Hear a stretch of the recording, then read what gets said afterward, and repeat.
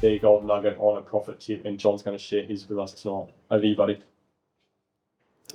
Thanks, Brendan. Okay, so I have to go to my notes for this one that I wrote about half an hour before coming this evening. So yeah, I'm Jon. I run Atlas IT. We've been going for about 12 years now. So when I started out, 12 years ago, on my own with a skill set, as we all tend to start out with. But when you start out, you're taking any job, you're doing anything you can. So you're not really. It's hard because when you start a business, it's money. So you need money to survive. So you do what you can. And one of those jobs I did which was you learn a lot of lessons, hopefully quickly. So I went out and did a job because someone asked me to set up their universal remote control. It's technical. Sure, I'll go and do that. I charge this much an hour. Are you okay with that? Yep, sure. Couldn't get the damn thing working. Got it working, then it would stop working. I was there for over an hour, and then you feel like, okay, I've got it working eventually, but I can't charge for my time for that. It's just setting up a remote control. It's like, oh, you feel bad, so you've kind of lost out there. It's not what I should have been doing, but as I say, when you start out, that's you grab any work that you can do. So now, 12 years later, I've got staff. We've run a IT support help desk, which is 24/7, around the clock support for customers that are Australia-wide. So quite a bit of improvement. A few things about profit on the way. But the imposter syndrome in me is still strong. So so standing up here is quite nerve-wracking talking about profit. But I must know something about profit because we made a profit last year.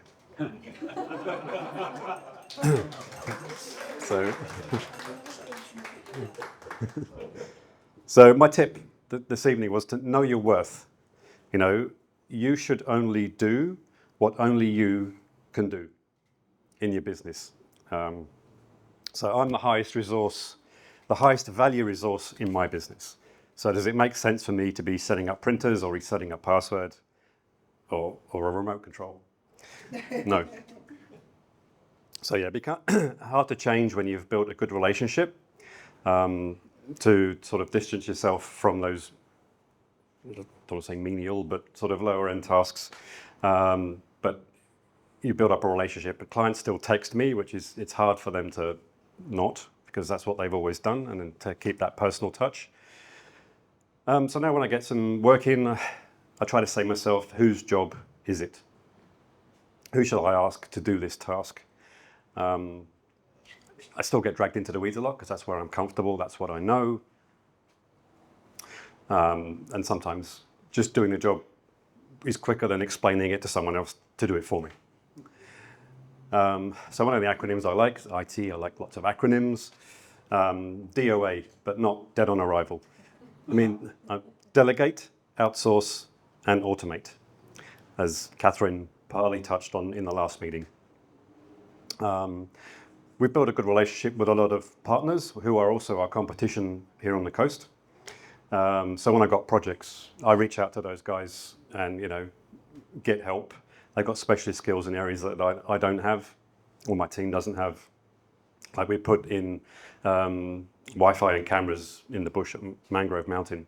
So I don't know how to do that. And I do half of it, but not all of it with the Starlink, solar panel batteries. So yeah, reaching out to partners, I don't have to say no to that work.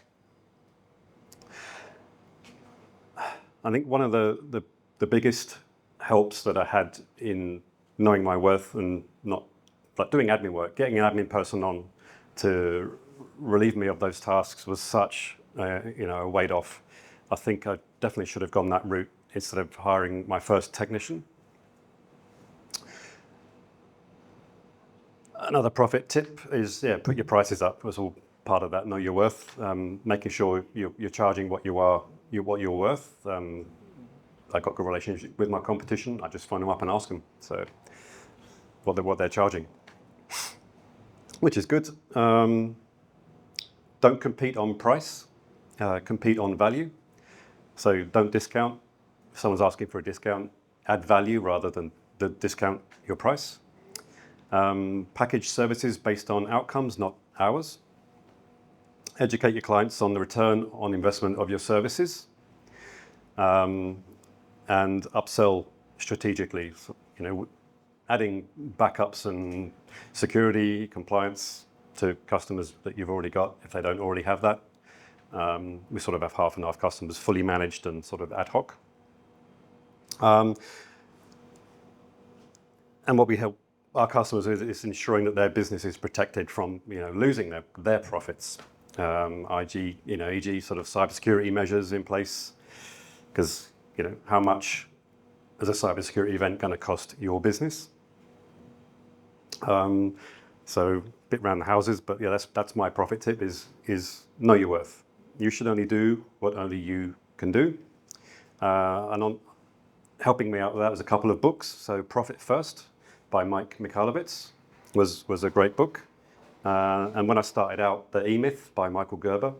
So going from the technician to manager to business owner, had some great tips in there. So yeah, that's basically my profit tip. Know your worth.